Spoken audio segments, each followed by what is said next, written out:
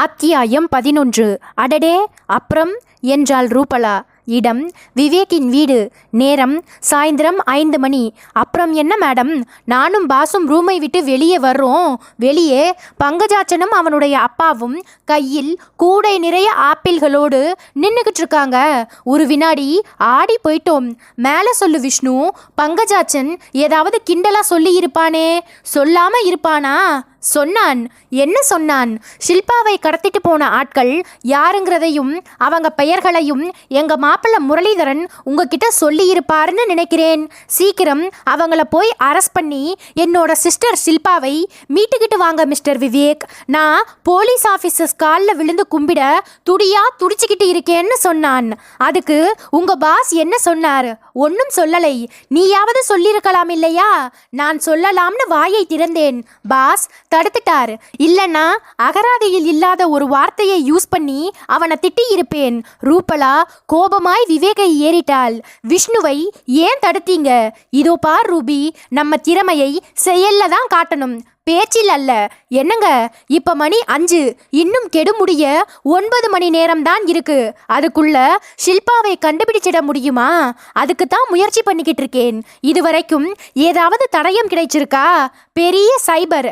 விவேக் காட்சியில் ஒரு பெரிய வட்டம் போட்டு காட்டினான். அந்த பங்கஜாச்சன் கிட்ட டைம் கேட்டது தான் கேட்டீங்க. ஒரு 48 மணி நேரம் கேட்க கூடாதா? இப்படியா 12 மணி நேரம் கேட்பீங்க?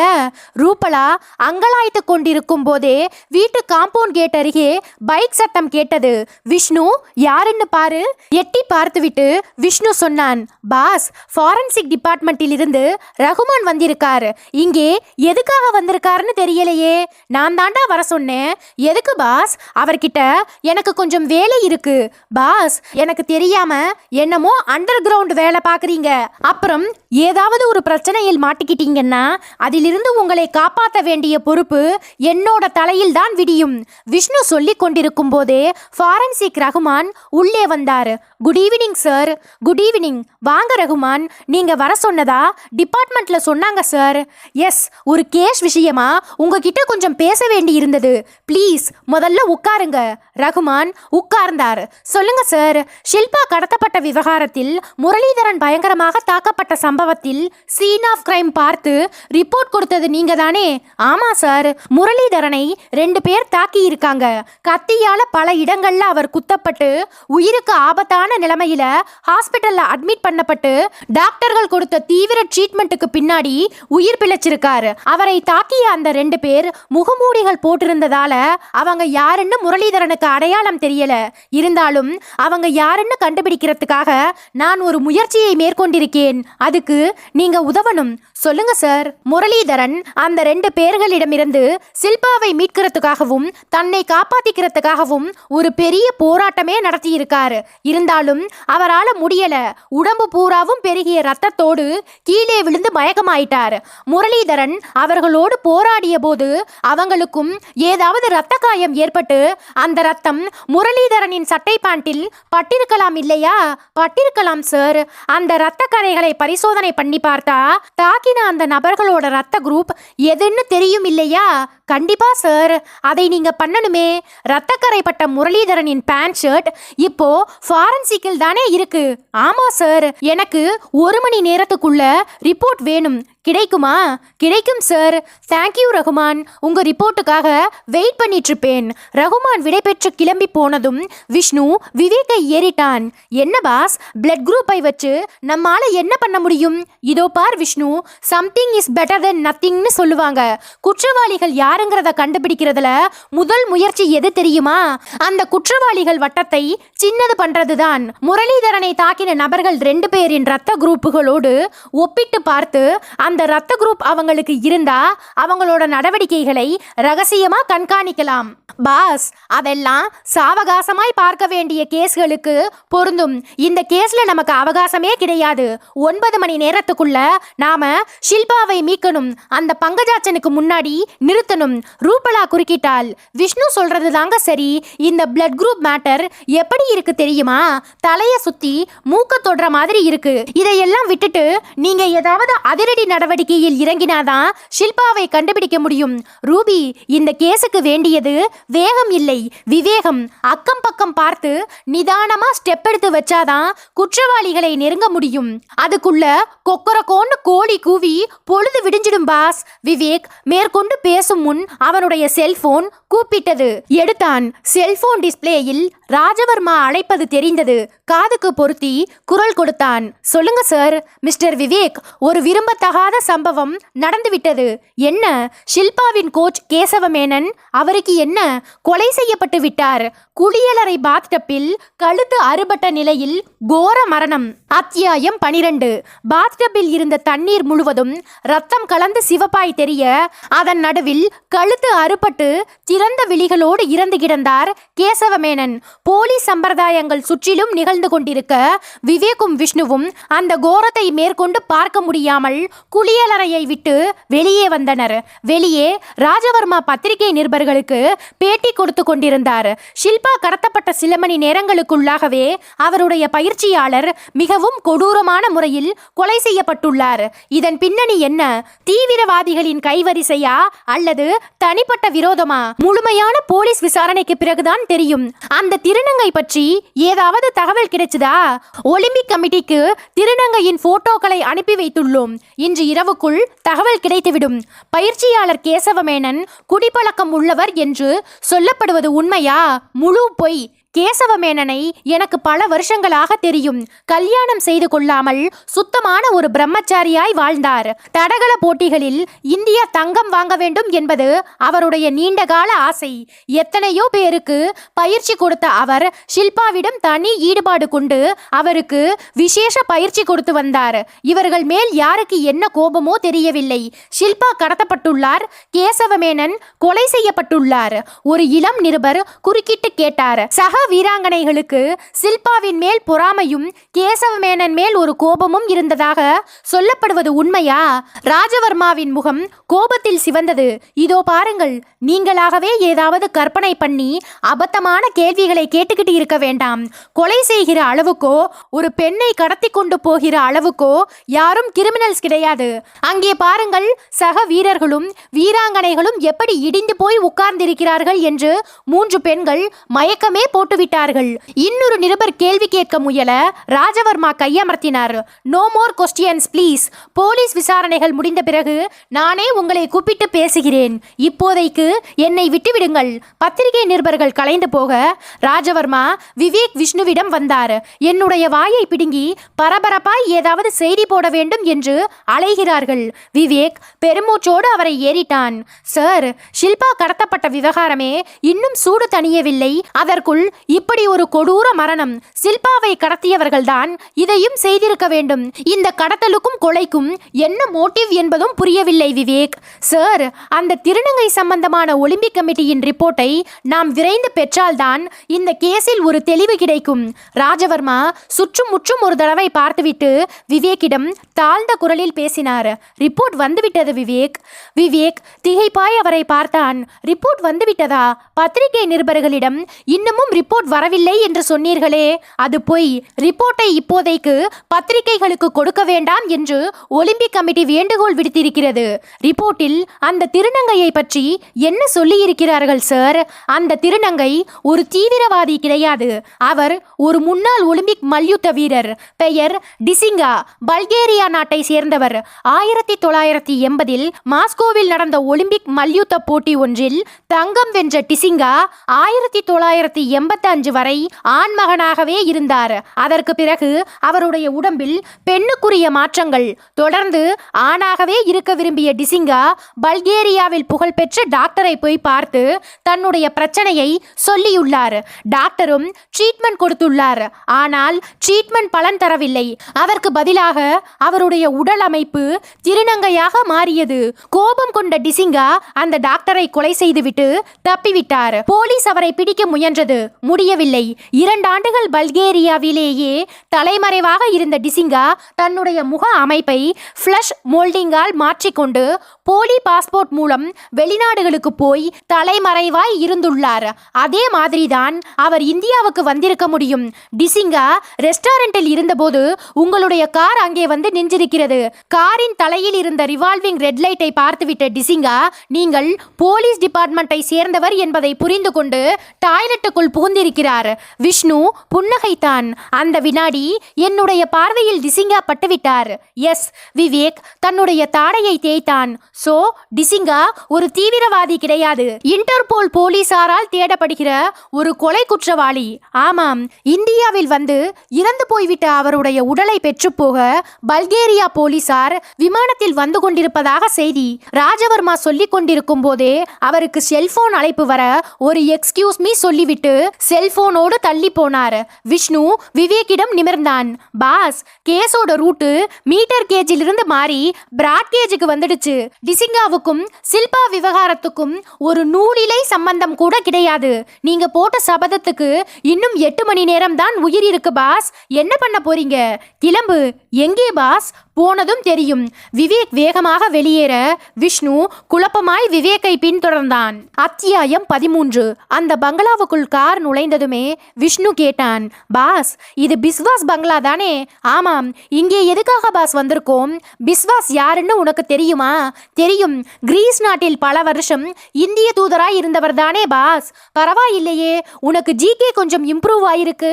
வாரத்துல ஒவ்வொரு ஞாயிற்றுக்கிழமையும் கலர் பார்க்க போகாம ஜிகேயை வளர்த்துகிறேன் பாஸ். விவேக் காரை விட்டு இறங்கி எதிர்ப்பட்ட உதவியாளரிடம் பிஸ்வாஸை சந்திக்க விரும்புவதாக சொல்ல அவர் இன்டர்காமில் பேசி அனுமதி வாங்கி கொடுத்தார். ஹால் சோபாவில் உட்கார்ந்து பேப்பர் பார்த்து கொண்டிருந்த பிஸ்வாஸ் உள்ளே நுழைந்த விவேக்கையும் விஷ்ணுவையும் வரவேற்று எதிரில் இருந்த சோஃபாவை காட்டினார்.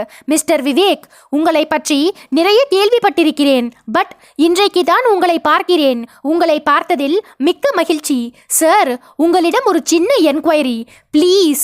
ஷில்பாவின் காதலன் முரளிதரனுக்கு கிரேக்க மொழியில் எழுதப்பட்ட ஒரு கடிதத்தை ராஜவர்மா, சிபிஐ டைரக்டர் மனோரஞ்சன், கேசவமேனன் இவங்களுக்கு நீங்கள் படித்து காட்டினதாய் கேள்விப்பட்டேன்.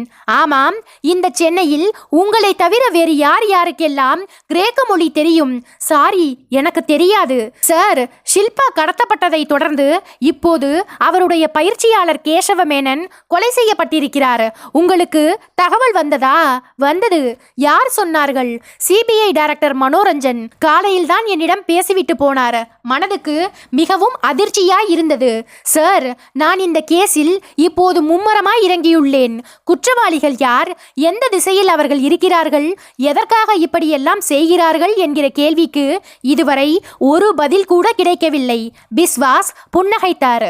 ஓகே மிஸ்டர் விவேக், நான் இப்போது உங்களுக்கு எந்த வகையில் உதவ வேண்டும் என்று நினைக்கிறீர்கள்?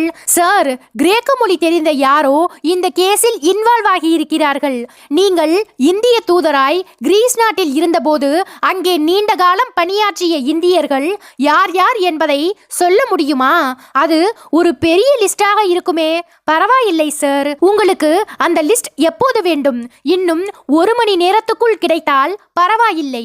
விவேக் சொல்லிக் கொண்டிருக்கும் போதே ஹாலை ஒட்டி இருந்த உள்ளறையில் இருந்து பீப் பீப் சத்தம் கேட்டது. பிஸ்வாஸ் எழுந்தார். உள்ளறையை நோக்கி நடக்க ஆரம்பித்தவர் விவேக்கை பார்த்து சொன்னார், நீங்களும் உள்ளே வரலாம். சிவிசியில் இருந்து போன் வந்திருக்கலாம் என்று நினைக்கிறேன். நீங்களும் போலீஸ்மேன். இதில் எந்த ரகசியமும் கிடையாது. பிஸ்வாஸ் சொல்லிக்கொண்டே முன்னால் போக விஷ்ணு விவேக்கின் காதை கடித்தான். பாஸ், சிவிசினா சென்ட்ரல் விஜிலன்ஸ் கமிஷன் தானே? ஆமாம். இவருக்கும் சிவிசிக்கும் என்ன சம்பந்தம் பாஸ்? சிவிசிக்கு இப்ப இவர்தான் ஹானரரி சேர்மன். அறைக்குள் நுழைந்த பிஸ்வாஸ் செல்ஃபில் இருந்த புத்தகங்களை தள்ளி சிவப்பு இண்டிகேட்டரோடு ஒளிர்ந்து கொண்டிருந்த செல்போனை எடுத்து காதுக்கு வைத்தார். எஸ், எனக்கு செய்தி வந்துவிட்டது. ஷில்பா கடத்தப்பட்ட விவகாரமும் கேசவமேனன் கொலை செய்யப்பட்ட விவகாரமும் இப்போது இந்தியாவை சூடுபடுத்தி கொண்டிருக்கிறது. மற்ற மாநிலங்களில் உள்ள ஒலிம்பிக் வீரர்களும் வீராங்கனைகளும் மிகுந்த எச்சரிக்கையோடு இருப்பது அவசியம். நம் சென்ட்ரல் விஜிலன்ஸ் கமிஷன் மூலமாக நிலைமைகளை உன்னிப்பாக கவனித்து வர எல்லா ஏற்பாடுகளையும் பண்ணி இருக்கிறோம். எஸ், அதுவும் எனக்கு தெரியும். மிஸ்டர் விவேக்கும் விஷ்ணுவும் குற்றவாளிகளை கண்டுபிடிக்க முழு வீச்சில் இறங்கியுள்ளார்கள். இப்போது கூட அவர்கள் எனக்கு பக்கத்தில் தான் இருக்கிறார்கள். விவேக் சில விவரங்களை என்னிடம் கேட்டிருக்கிறார். அந்த விவரங்கள் அவருடைய விசாரணைக்கு பெரும் அளவில் உதவி புரியும். நோனோ, இப்போது நடந்துவிட்ட சம்பவங்களுக்கும் பாகிஸ்தானுக்கும் ஒரு சம்பந்தமும் கிடையாது. தயவு செய்து இது மாதிரியான காசிப்புகளை உருவாக்காதீர்கள். அதேபோல் நம்முடைய உளவுத்துறை நமக்கு கொடுக்கும் செய்திகளில் 80% மட்டுமே நம்ப வேண்டும். பாக்கி 20% பொய் செய்திகளை நாம் அடையாளம் தெரிந்து கொண்டு புறக்கணிக்க வேண்டும். ஓகே, நானும் நிலைமையை உன்னிப்பாய் கவனித்து வருகிறேன். இன்னும் 1 மணி நேரம் கழித்து மறுபடியும் பேசுவோம். தகவல்களை பரிமாறிக்கொள்வோம். பிஸ்வாஸ் செல்போனை அணைத்து புத்தகங்களுக்கு பின்னால் வைத்துவிட்டு விவேக்கிடம் திரும்பினார். நாம் ஒலிம்பிக் போட்டிகளில் வெற்றி பெற்றுவிடக் கூடாது என்பதற்காக பாகிஸ்தான் செய்யும் சதியோ என்று நம் சிவிசி அதிகாரிகள் சந்தேகம் தெரிவித்துள்ளார்கள். பாகிஸ்தான் நமக்கு பகை நாடுதான். அதற்காக நம் நாட்டில் நடைபெறும் ஒவ்வொரு அசம்பாவித காரியத்துக்கும் அந்த நாட்டை குற்றம் சொல்வது தவறு. இந்தியாவை பிடிக்காத இந்தியர்கள் இந்த இந்தியாவிலேயே இருக்கும்போது பக்கத்து நாட்டை குறை சொல்லி என்ன பயன்? I agree with you sir. Mister Vivek, ஷில்பாவை கடத்திய கேசவமேனனை கொலை செய்த குற்றவாளிகளை பிடிக்க உங்களுக்கு தேவைப்படுகிற எல்லா தகவல்களையும் கொடுத்து உதவ நானும் சென்ட்ரல் விஜிலன்ஸ் கமிஷன் அதிகாரிகளும் தயாராக இருக்கோம். பிஸ்வா சொல்லிக் கொண்டிருக்கும் போதே விவேக்கின் செல்போன் தன் ரிங்டோனை வெளியிட்டது. விவேக் செல்லை எடுத்து டிஸ்பிளேயில் யார் என்று பார்த்தான். ஃபாரன்சிக் ரகுமான் குரல் கொடுத்தார். சொல்லுங்க ரகுமான் சார். கத்தியால் குத்தப்பட்ட முரளிதரனின் ஆடைகளில் பட்டிருந்த இரத்தக்கரையை எடுத்து பரிசோதனை செய்து பார்த்ததில் முரளிதரனின் இரத்த குரூப்பை தவிர வேறு 2 இரத்த குரூப் இருந்தது. அந்த 2 இரத்த குரூப்பும் கொலையாளிகளின் இரத்த குரூப்பாய் இருக்கலாம் என்பது என்னுடைய கருத்து. 2ம் என்ன குரூப் ரத்தம்? ஏ பாசிட்டிவ், அப்புறம் ஓ நெகட்டிவ். முரளிதரனின் இரத்த குரூப் எது? B negative. இந்த ரிப்போர்ட்டை பத்தி இப்போதைக்கு வெளியே யாருக்கும் தெரிய வேண்டாம். Yes sir. அத்தியாயம் 14. கண்மூடி சோர்வாய் படுத்திருந்த முரளிதரன் தன்னை யாரோ அழைப்பதை உணர்ந்து விழிகளை சிரமப்பட்டு திறந்தான். நேரம் ராத்திரி 9 மணி. அவனுடைய பார்வைக்கு விவேக், விஷ்ணு, ஃபாரன்சிக் ரகுமான், கொஞ்சம் தள்ளி ஹாஸ்பிட்டலின் டாக்டர் பிரசாத் கிடைத்தார்கள். சார். சிரமமாய் எழுந்து உட்கார முயன்ற முரளிதரனை கையமர்த்தி படுக்க வைத்தான் விவேக். நீங்க அப்படியே படுத்துக்கிட்டு பேசினா போதும் முரளி. உங்களை கத்தியால குத்தி படுகாயப்படுத்திய அந்த 2 பேர்களோட ரத்தம் உங்க சட்டையில் பட்டிருந்ததை ஃபாரன்சிக் கண்டுபிடிச்சு ரிப்போர்ட் கொடுத்திருக்காங்க. உங்க ரத்த குரூப் பி நெகட்டிவ். அந்த 2 பேர்களோட ரத்த group A positive, O negative. முரளிதரனின் முகத்தில் பிரகாசம். சார், இதை வச்சுக்கிட்டு கொலையாளிகளை கண்டுபிடிச்சிட முடியுமா? முயற்சி பண்ணினால் முடியும்.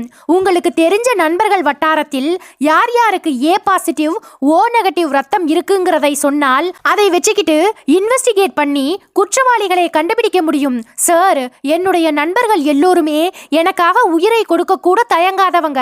அவங்கள யாரும் இப்படிப்பட்ட காரியத்தை பண்ணி இருக்க மாட்டாங்க. நோ முரளி, இந்த காலத்துல யாரையும் நம்ப முடியாது. நீங்க உங்க நண்பர்களோட லிஸ்டையும் யார் யார் மேல உங்களுக்கு சந்தேகம் இருக்கோ அந்த லிஸ்டையும் என்கிட்ட கொடுங்க. நாங்க பாத்துக்கிறோம். உங்களை தாக்கினவங்க அப்போதைக்கு அடையாளம் தெரியாம இருக்கிறதுக்காக முகங்களுக்கு முகமூடி போட்டிருக்கலாம். ஆனா இப்ப அவங்க கையில காயம் கண்டிப்பா இருக்கும். முரளிதரன் யோசித்து யோசித்து ஒவ்வொரு பெயராய் சொல்ல விஷ்ணு கையில் ஒரு பாக்கெட் டைரியை வைத்து பால் பாயிண்ட் பேனாவால் எழுதி கொண்டே வந்தான். கிட்டத்தட்ட 20 பேர், முகவரிகளோடு பெயர்கள். விவேக் முரளிதரனின் தோளை மெல்ல தட்டி கொடுத்தான். இது போதும். இப்ப மணி 9:15. இன்னும் 2 மணி நேரத்தில் அந்த 2 குற்றவாளிகள் யார் என்பதை ஓரளவுக்கு யூகம் பண்ணி அவர்களை நெருங்கி விடலாம். விஷ்ணு, புறப்படு. விவேக் டாக்டர் பிரசாத்திடமும் ஃபாரன்சிக் ரகுமானிடமும் விடை பெற்று கொண்டு அறையினின்றும் வெளிப்பட்டான். விஷ்ணு பின்தொடர்ந்தான். பாஸ், என்னடா இது ஒர்க் அவுட் ஆகுமா? எது? லிப்டில் இறங்கினார்கள். முரளிதரன் கொடுத்த இந்த லிஸ்டை வச்சுக்கிட்டு ஏ பாசிட்டிவ் ஓ நெகட்டிவ் ரத்த குரூப் உள்ளவங்களை தேடி கண்டுபிடிக்கிறது. இதோ பார் விஷ்ணு, இந்த கேஸில் நமக்கு கிடைச்சிருக்கிற ஒரே க்ளூ இதுதான். இது கொஞ்சம் கஷ்டமான காரியம்தான். சிரமப்பட்டு இன்வெஸ்டிகேட் பண்ணினால் பலன் கிடைக்கும்னு என்னோட மனசுக்கு படுது. நீ பாதி அட்ரஸை பாரு, நான் பாதி அட்ரஸை பார்க்கிறேன். பாஸ், நம்ம கெடு முடிய இன்னும் 5.25 மணி நேரம் தான் இருக்கு. கவலைப்படாத விஷ்ணு, கண்டுபிடிச்சிடலாம். அத்தியாயம் 15. விஷ்ணு 11 மணி வரைக்கும் அலைந்து லிஸ்டில் இருந்த பாதி நபர்களை பார்த்துவிட்டு விவேக்கின் வீட்டுக்கு திரும்பிய போது விவேக் சோபாவில் உட்கார்ந்து டிவியில் ஐரோப்பிய கால்பந்து போட்டியை பார்த்து கொண்டிருந்தான். விஷ்ணுவை பார்த்ததும் கேட்டான், என்னடா எவனாவது மாட்டினானா? இல்ல பாஸ், அந்த 2 ரத்த குரூப் யாருக்குமே இல்லை. உங்க சைடில் எப்படி பாஸ்? ரூபலா உள்ளே இருந்து வந்தபடியே சொன்னாள். உன்னோட பாஸ் கொலையாளியை கண்டுபிடிச்சிட்டார். உன்னையும் கூட்டிட்டு போகதான் காத்திருக்காரு. நிஜமாலுமா பாஸ்? கொலையாளி யாரு பாஸ்? கிளம்பு, நேர்லயே போய் பார்த்துடலாம். விவேக் ட்ரெஸ் மாற்றி கொண்டு காருக்கு வர விஷ்ணு வியப்பில் பிளந்த வாயோடு பின்தொடர்ந்தான். காரில் போகும்போது விவேக்கின் தோள்பட்டையை சுரண்டினான் விஷ்ணு. யாரு பாஸ்? பேசாம வா, ஒரு சின்ன க்ளூ கொடுங்க பாஸ். 15 நிமிஷம் பொறுத்துக்க முடியாதா? சரி, அவரோட பங்களா சாலிகிராமம் இந்திரா காந்தி தெருவில் இருக்கு. விஷ்ணு தன்னுடைய பின்னந்தலையை பிராண்டினான். சாலிகிராமம் இந்திரா காந்தி தெருவில் யார் இருக்காங்க? யோசனை பண்ணிக்கிட்டே வா. விஷ்ணு யோசித்து யோசித்து வியர்த்து போக அடுத்த 15வது நிமிஷம் சாலிகிராமம் வந்தது. இந்திரா காந்தி தெருவில் இருந்த அந்த பங்களாவுக்கு முன்னால் போய் கார் நின்றது. கேட்டில் நின்றிருந்த வாட்ச்மேன் யார் என்று கேட்டுக்கொண்டே முன்னால் வர விவேக் அடையாள அட்டையை காட்டி அவனுடைய வாயை அடைத்துவிட்டு உள்ளே போய் போர்டிகோ படிகள் ஏறி அழைப்பு மணிக்கு வேலை கொடுத்தான். சரியாய் 1 நிமிஷம் கதவு திறந்தது. டாக்டர் பிரசாத் நைட் கவுனில் தூக்க கலக்கத்தோடு தெரிந்தார். விவேக்கை பார்த்ததும் முகம் மாறினார். எஸ், உங்ககிட்ட கொஞ்சம் பேசணும் டாக்டர். என்ன பேசணும்? அதை இப்படி வாசல்ல நின்னு பேசிக்கிட்டு இருக்க முடியாது டாக்டர். உள்ளே போய் பேசலாமா? வாங்க. உள்ளே போனார்கள். வீடு அமைதியாய் இருந்தது. வீட்டில் யாரும் இல்லையா டாக்டர்? மனைவி ஒரு கல்யாணத்துக்காக ஊருக்கு போயிருக்கா. சோபாவில் 3 பேரும் உட்கார்ந்தார்கள். சில வினாடி மௌனத்துக்கு பிறகு டாக்டர் பிரசாத் நைட் கவுனில் வியர்த்து வழிந்து கொண்டே கேட்டார், என்கிட்ட என்ன பேசணும்? விவேக் அவரை ஏறிட்டான். டாக்டர், நான் நேரடியாவே விஷயத்துக்கு வந்துடுறேன். சுத்தி வளைச்சு பேச எனக்கு விருப்பமில்லை. ஷில்பா கடத்தப்பட்டதுக்கும் கேசவமேனன் கொலை செய்யப்பட்டதுக்கும் நீங்களும் முரளிதரனும் தான் காரணம்னு சொன்னா அதை நீங்க ஒத்துக்குவீங்களா மாட்டீங்களா? பிரசாத் கோபத்தில் முகம் சிவந்து கொண்டே இறைந்தார். What nonsense you are talking? Vivek புன்னகைத்தான். I am talking with sense doctor. உங்க ஹாஸ்பிட்டலில் கத்தி குத்து காயங்களுக்காக ட்ரீட்மெண்ட் எடுத்துக்கிட்டு இருந்த முரளிதரனை இன்னைக்கு மத்தியானம் நான் முதல் தடவை பார்த்தபோது என்னோட மனசுக்குள்ளே ஒரு ஆச்சரியம் பரவியது. அந்த ஆச்சரியத்துக்கு என்ன காரணம் தெரியுமா டாக்டர்? டாக்டர் பிரசாத் வியர்வை மலையில் இருக்க விவேக் தொடர்ந்தான். பொதுவா எதிரிகள் கத்தியால குத்தும் போது மார்பை குறி வச்சு குத்துவாங்க, முதுகை குறி வச்சு இல்லைன்னா அடிவயிற்றை குறி வச்சு குத்துவாங்க. ஏன்னா இந்த இடங்கள்ல கத்தி குத்து விழுந்தாதான் உயிர் போகும். ஆனா முரளிதரனோட உடம்பில் கத்தி குத்து விழுந்த இடங்கள் எது தெரியுமா? தோள்பட்டை, முழங்கை, தொடை, ஆடுகால் சதை. இந்த இடங்களில் விழுந்த கத்தி குத்துகள் ஆழமானது இல்லை, கீறல்கள் தான். பேண்டேஜ் துணிகளை அடர்த்தியாய் சுற்றி பெருசா காட்டப்பட்டிருக்குன்னு என்னோட மனசுக்கு பட்டது. அது மட்டும் இல்லாமல் கத்தி குத்து சம்பவம் நடந்த இடத்துக்கு பக்கத்திலேயே ரீச் மாண்டி என்கிற பெரிய ஹாஸ்பிட்டல் இருக்கும்போது 3 கிலோமீட்டர் தூரம் தள்ளி இருக்கிற உங்களுடைய ஹாஸ்பிட்டலுக்கு ட்ரீட்மெண்ட்டுக்காக முரளிதரனை ஏன் கொண்டு வரணும்? இந்த சந்தேகங்கள் என்னுடைய மனசுக்குள்ள உதித்ததுமே நான் இதை விஷ்ணுவிடம் கூட சொல்லாமல் ஒரு திட்டம் போட்டேன். பிரசாத் மூச்சிரைத்தபடி விவேக்கையே பார்க்க அவன் சிரிப்போடு தொடர்ந்தான். முரளிதரன் கொடுத்த ஸ்டேட்மெண்டில் தன்னை யாரோ 2 பேர் கத்தியால் குத்தி படுகாயப்படுத்திவிட்டு ஷில்பாவை காரோடு கடத்தி கொண்டு போய்விட்டார்கள் என்று சொல்லியிருந்தார். அந்த ஸ்டேட்மெண்ட் உண்மையா பொய்யா என்பதை கண்டுபிடிக்க முரளிதரனின் சட்டையிலும் பேண்டிலும் பட்டிருந்த இரத்த கரைகளில் அந்த 2 குற்றவாளிகளின் ரத்தமும் கலந்திருப்பதாக பொய்யாய் ரிப்போர்ட் கொடுக்கும்படி நான் ஃபாரன்சிக் ரகுமானுக்கு ரகசியமாய் ஃபோன் செய்து சொன்னேன். அவரும் அப்படியே ரிப்போர்ட் கொடுத்தார். உண்மையிலேயே முரளிதரனின் சட்டையிலும் பேண்டிலும் அவருடைய இரத்தக்கரை மட்டுமே இருந்தது. வேறு 2 இரத்த குரூப்கள் முரளிதரனின் உடைகளில் இருந்ததாய் ஃபாரன்சிக் ரிப்போர்ட்டை காட்டி நான் சொன்னதும் முரளிதரன் ஒரு நொடிக்கும் குறைவான நேரத்தில் அதிர்ந்து போய் எனக்கு பின்னால் நின்றிருந்த உங்களை பார்த்தார். அதை நான் கவனித்தேன். ஒரு நிமிஷம் மிஸ்டர் விவேக், எனக்கு ஒரு சந்தேகம். டாக்டர் பிரசாத் குறுக்கிட்டார். என்ன, நீங்க கிரைம் பிரான்ச் ஆபீசர் பதவியிலிருந்து ராஜினாமா பண்ணிட்டு எப்ப இருந்து கதாசிரியரா மாறினீங்க? உங்க கற்பனை அபாரம். தமிழ்நாட்டுக்கு ஒரு நல்ல கதாசிரியர் கிடைச்சிட்டாருன்னு நினைக்கிறேன். சோ நான் சொன்னதெல்லாம் கற்பனைன்னு சொல்ல வரீங்களா டாக்டர்? ஷியோர். அப்படின்னா நீங்களும் முரளிதரனும் 1 மணி நேரத்துக்கு முந்தி பேசிக்கிட்டது கூட கற்பனையா? நானும் முரளிதரனும் பேசிக்கிட்டோமா? என்ன பேசிக்கிட்டோம் டாக்டர்? கிரிமினல்கள் புத்திசாலின்னா போலீஸ் டிபார்ட்மெண்ட்டில் இருக்கிறவங்க அதி புத்திசாலிகள். ராத்திரி 9 மணிக்கு முரளிதரனை பார்க்க நான், விஷ்ணு, ஃபாரன்சிக் ரகுமான் 3 பேரும் வந்தோம். 2 பேரோட பிளட் குரூப் கிடைச்சிருக்குன்னு சொல்லி முரளிதரன் கிட்ட நான் பேசிக்கிட்டு இருக்கும்போதே ரகுமான் தன் கையோடு கொண்டு வந்திருந்த பக் மைக்ரோஃபோனை கட்டிலுக்கு ஃபிக்ஸ் பண்ணிட்டார். அதனோட ரிசீவர் என்கிட்ட இருந்தது. நாங்க எல்லோரும் வெளியே வந்த பிறகு நான் எதிர்பார்த்த மாதிரியே கொஞ்ச நேரம் கழிச்சு நீங்க முரளிதரன் கிட்ட பேசினது எனக்கு கேட்டது. அத அப்படியே மைக்ரோ டேப் ரெக்கார்டரில் பதிவு பண்ணிட்டேன். போட்டு காட்டட்டுமா? டாக்டர் பிரசாத் மறுபடியும் வியர்த்து வழிய ஆரம்பிக்க விவேக் தன் பேண்ட் பாக்கெட்டில் இருந்த மைக்ரோ டேப் ரெக்கார்டரை எடுத்து ஆன் செய்தான். குரல்கள் கேட்டன. என்ன டாக்டர், அந்த கிரைம் பிரான்ச் ஆபீசர் விவேக் இப்படி சொல்லிட்டு போறான்? என்னோட பேண்டிலும் சட்டையிலும் வேற 2 பேரோட ரத்த குரூப் இருந்துதாமே. இது முரளிதரனின் குரல். அதுதான் எனக்கும் ஆச்சரியமா இருக்கு முரளி. உனக்கு ரத்த சேதம் அதிகமா இருந்ததுன்னு காட்டுறதுக்காக உன்னோட ரத்தமான பி நெகட்டிவ் ரத்தத்தை பிளட் பேங்கில் இருந்து எடுத்து சட்டையிலும் பேண்டிலும் தெளிச்சு வச்சிருந்தேன். இது டாக்டர் பிரசாத்தின் குரல். அப்படி தெளிச்சது ஒருவேளை வேற குரூப் ரத்தமோ?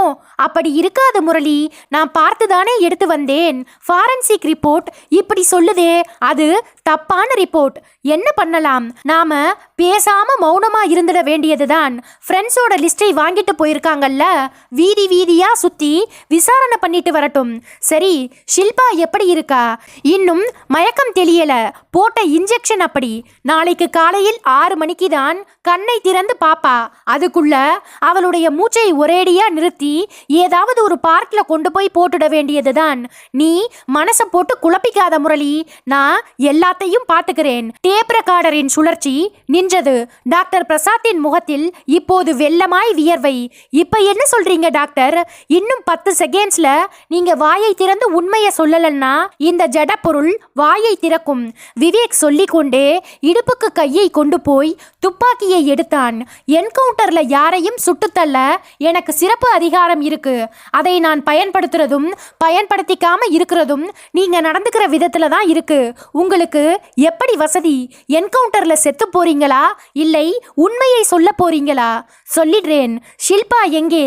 இதே வீட்ல மாடி ரூம்ல மயக்கமா இருக்கா. வாங்க முதல்ல ஷில்பாவை போய் பார்ப்போம். அத்தியாயம் 16. விவேக் டிவியில் பத்திரிகை நிருபர்களுக்கு பேட்டி கொடுத்து கொண்டிருக்க ரூபலா பரவசமாய் பார்த்து கொண்டிருந்தாள். ஷில்பாவின் உயிருக்கு எந்த ஆபத்தும் இல்லையே. ஒரு ஆபத்தும் கிடையாது. ஆழ்ந்த மயக்கம். தனியார் மருத்துவமனையில் அனுமதிக்கப்பட்டிருக்கார். டாக்டர் பிரசாத்தும் முரளிதரனும் எதற்காக ஷில்பாவை கடத்தி கொலை செய்ய முயன்றார்கள்? மேட்ச் ஃபிக்சிங் என்று சொல்லி சிரித்த விவேக் தொடர்ந்தான். கிரிக்கெட்டை பிடித்திருந்த இந்த மேட்ச் ஃபிக்சிங் வியாதி இப்போது ஒலிம்பிக் விளையாட்டு போட்டிகளையும் பற்றி கொண்டது. தடகள போட்டியில் நிச்சயமாக தங்கம் வெல்லக்கூடிய சாத்தியத்தில் இருந்தார் ஷில்பா. 10க்கும் குறைவான வினாடிகளில் 100 மீட்டர் தூரத்தை அவர் ஓடி கடப்பார் என்கிற உண்மை வெளிநாட்டில் உள்ள ஒரு விளையாட்டு கமிட்டிக்கு தெரிந்ததும் ஷில்பாவை போட்டியில் பங்கேற்க விடாமல் செய்ய வேண்டும் என்று விரும்பியது. அந்த விளையாட்டு கமிட்டியில் உள்ள ஒரு நபருக்கும் டாக்டர் பிரசாத்துக்கும் ஏற்கனவே நட்பு ரீதியான தொடர்பு இருந்தது. ஷில்பாவை போட்டியில் கலந்து கொள்ள விடாமல் செய்தால் டாக்டர் பிரசாத்துக்கு 10 கோடி ரூபாய் தருவதாக அந்த விளையாட்டு கமிட்டி உறுதியளித்தது. பாதி தொகையை அட்வான்ஸாக கொடுத்ததும் டாக்டர் பிரசாத் காய்களை நகர்த்த ஆரம்பித்தார். ஷில்பாவை தீவிர தீவிரமாய் கண்காணித்த போது ஷில்பாவுக்கு முரளிதரன் காதலனாய் இருப்பது தெரிய வந்தது. முரளிதரனை தனியாய் மடக்கினார் டாக்டர். கிடைக்க போகும் 10 கோடியில் உனக்கு பாதி என்று சொன்னதும் முரளிதரனின் மனதில் சைட்டான் புகுந்தது. காதலித்த ஷில்பாவையே தீர்த்து கட்ட முடிவு செய்தார். அதற்காக ஒரு கடத்தல் நாடகத்தையும் போட்டார். உடல் மரத்து போகும் மருந்தை கை கால்களில் பூசிக்கொண்டு வழியில்லாமல் கத்தியால் கீறி கொண்டார். முகம் தெரியாத 2 பேரை குற்றவாளிகளாக காட்டிவிட்டு டாக்டர் பிரசாத்தின் ஹாஸ்பிட்டலில் வந்து படுத்து கொண்டார். கேசவமேனன் கொலை எதற்காக? முரளிதரனை ஹாஸ்பிட்டலில் வந்து பார்த்துவிட்டு போன கேசவமேனன் வீட்டுக்கு போனதும் டாக்டருக்கு போன் செய்து முரளிதரனின் கத்திக்குத்து காயங்கள் பற்றி ஏதோ சந்தேகம் கேட்டிருக்கிறார். வந்தது வினை. டாக்டர் உடனே கேசவமேனனின் வீட்டுக்கு போய் அவருடைய மூச்சுக்கு முற்றுப்புள்ளி வைத்துவிட்டு வந்துவிட்டார். விவேக்கிற்கு பக்கத்தில் நின்றிருந்த விஷ்ணு பத்திரிகையாளர்களிடம் கேட்டான். என்கிட்ட கேள்வி கேட்க மாட்டீங்களா? விஷ்ணுவிடம் மைக்கை நீட்டி ஒரு நிருபர் கேட்டார். நாட்டின் பெருமையை வெளிநாட்டில் அடகு வைக்க முயன்ற டாக்டர் பிரசாத் முரளிதரன் போன்றோர்களுக்கு என்ன தண்டனை கொடுக்கலாம்? நாடாமுள்ளிக்கை வரவழைக்க வேண்டியதுதான். அது யாரு நாடாமுள்ளிக்? தூக்கு போடுற ஆள்.